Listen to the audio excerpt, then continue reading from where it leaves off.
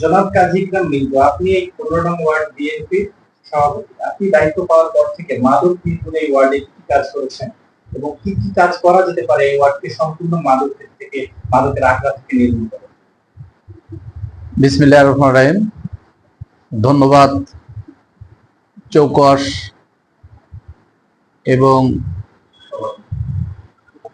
সবার কথা আপনাদেরকে অসংখ্য ধন্যবাদ। আমি 15 নম্বর ওয়ার্ড বিএনপিতে সভাপতি নির্বাচিত হওয়ার পর আমি লক্ষ্য করলাম যে গত 16 থেকে 17 বছর পূর্বে যারা এই ওয়ার্ডে সভাপতি এবং সেক্রেটারি ছিল বাংলাদেশ আওয়ামী লীগের, তাদের তত্ত্বাবধানেই দেখেছি মাদক বিক্রেতা এবং মাদক সেবনকারী যারা ছিল তাদেরকে উৎসাহ উদ্দীপনা দিয়েছেন, দিয়ে তাদের কাছ থেকে পয়সা হাতিয়ে নিয়ে তারা বিভিন্ন কর্মকাণ্ডে সেই টাকা পয়সাগুলা খরচ করেছেন। কিন্তু বিএনপি যখন 5 আগস্টের পর আবার এই দেশটা পুনরায় স্বাধীন হলো, তখন আমরা এটাকে খুব শক্ত হাতে প্রতিহত করবার জন্য দৃঢ় প্রতিজ্ঞা নেই। আমরা লক্ষ্য করেছি সেই ফ্যাসিস্ট আওয়ামী লীগ সরকারের সেই যারা দীর্ঘদিন ধরে এই ওয়ার্ডে পদচারণা করেছেন, যারা মাদক সেবন করেছেন এবং মাদক বিক্রি করেছেন, তাদেরই কিছু লোকবল এখনো কিন্তু সেই মাদকের সাথে জড়িত আছে।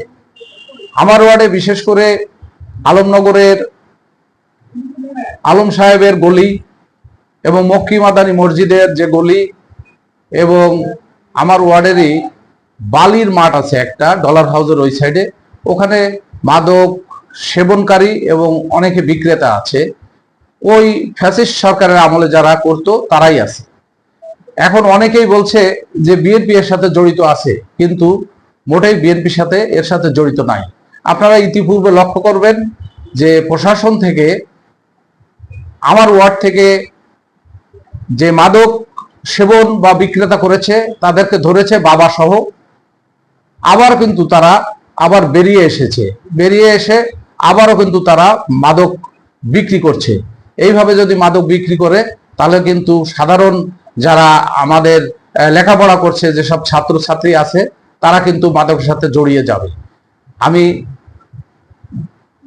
বলতে চাই যারা এই মাদকের সাথে জড়িত আছে তাদেরকে 15 নম্বর ওয়ার্ড বিএনপি কখনো প্রশ্রয় দেয়নি এবং দেবে না।